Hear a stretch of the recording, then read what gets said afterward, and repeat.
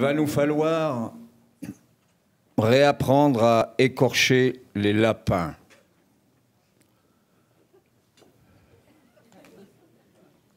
On a frôlé les dentelles d'un soleil poêlé au beurre frais.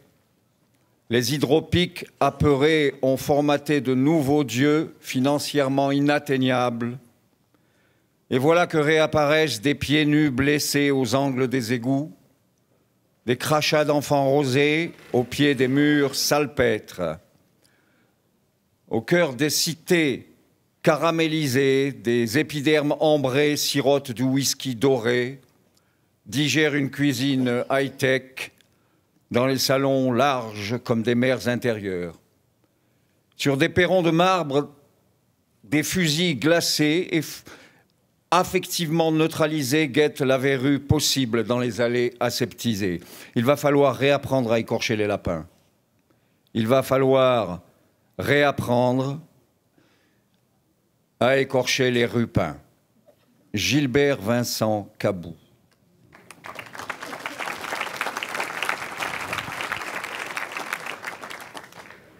Monsieur Sarkozy, il n'est pas là. Merci. Il y a bientôt 2 ans, vous êtes venu chez moi dans la ville où j'ai grandi, celle où je vis encore. J'ai vécu toute petite dans ce quartier dont l'embrasement a justifié votre discours. Un nouveau fait divers prétexte à radicaliser vos propos. Ce jour-là, vous avez fait du mal. Vous avez associé le nom de mon quartier, le nom de ma ville à ce discours raciste, simpliste et réducteur. Vous m'avez fait honte, de la honte de cette France-là. Mon identité nationale n'est pas la vôtre. On m'avait parlé de liberté, vous avez répondu répression. On m'avait parlé d'égalité, votre quinquennat a juste permis de creuser un peu plus les écarts, les incompréhensions et les indifférences. On m'avait parlé de fraternité.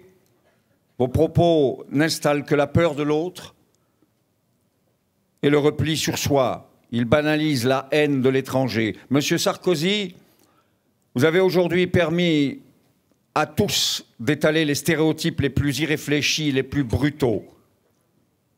Après tout, vous l'avez fait vous-même. Vous n'avez pas la prestance d'un homme de valeur. Vous n'avez pas le courage de porter cette autre France, la nôtre, celle de la vraie diversité qui s'écoute et se respecte. La France qui n'a pas peur d'affronter son passé et d'assumer ses fautes, qui tente enfin de changer le regard qu'elle a toujours porté sur les étrangers. La France qui a écrit un jour ce beau texte qui affirme que l'éducatif doit toujours prévaloir sur le répressif en ce qui concerne la délinquance des mineurs.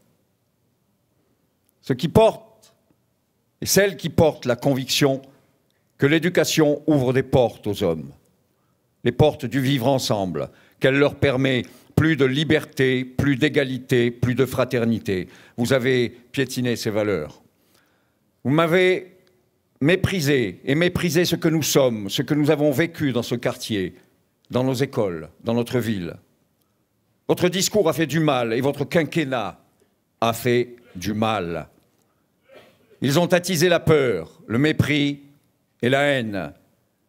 Nous ferons tout pour ne pas tomber dans votre piège. Nous construirons notre France à côté de la vôtre jusqu'à ce qu'elle soit plus forte, car elle est plus juste, plus vraie, plus ouverte et surtout plus tolérante.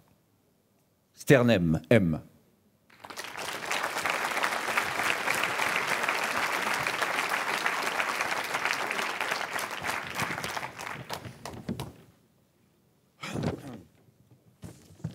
L'hélicoptère. 3 jours de projecteurs, de sirènes et de fourgons, fouillent et corps à corps le font sortir de ses gonds. Il vit dans une prison à ciel ouvert. Il n'a jamais eu envie de jouer à la guerre, traîner dans les bandes ou bien flirter avec Mademoiselle Agressivité. Bouquins, musique et mentalo, c'est un peu son terreau. 3 jours que les matraques font loi sous nos toits. Il a du mal à rester calme, pardonnez-moi. le stylo comme rempart, mais à l'heure des casques noirs, les mots aussi chopent le cafard. Il a toujours été cool, jamais vendu un gramme, ni agressé la dame. Même pour un dirham, il a toujours dit non à ces terres infertiles. À la recherche du Nil, il se répétait « C'est pas le marché de la drogue qui va t'aider à t'envoler de ces murs de béton prêts à t'asphyxier. Ramasse les bonnes plumes pour tes ailes.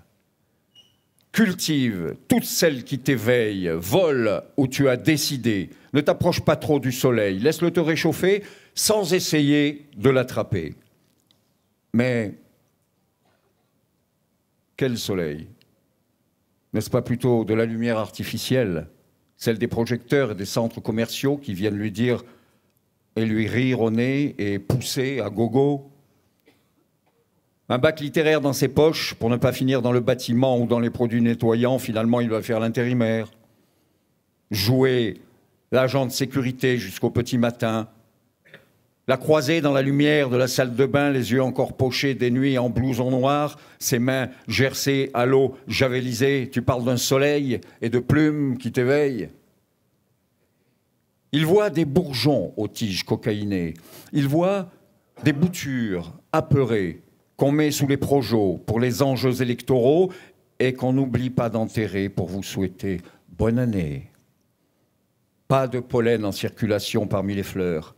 Chacun sa rangée, son pépin coiffé. Pas de pollen en circulation parmi les fleurs.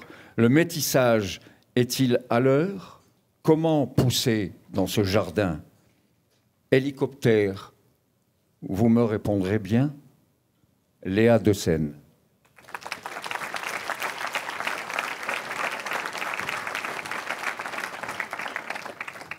Il bourgeonne. Il bourgeonne. Il pleure. Les 4 saules au pied de ma demeure. Pleure le fils de ma voisine agressé. Pleure le fils de mon voisin drogué. Bourgeonne mes voisines Martine, Sophia, Bofa. Bourgeon mes voisins Noureddine, Kang, Bernard. Assis là ensemble 6 mois, tous les soirs, nous avons fait front, paisiblement. Bourgeon le partage des légumes du jardin de la maman de Sophia. Bourgeon les lapins du papy qui attendent l'herbe verte cueillie sur la colline. Bourgeon les danses des femmes, les chants des 400 enfants sur la place rouge. Bourgeon les contes à minuit sous les étoiles. Regardez, ils bourgeonnent de vie, ils bourgeonnent d'amitié, les 4 saules au pied de la pelouse. France Guillot. Merci pour eux. Merci. Vous verrez, les discours admirables vont revenir tout à l'heure. Certains n'ont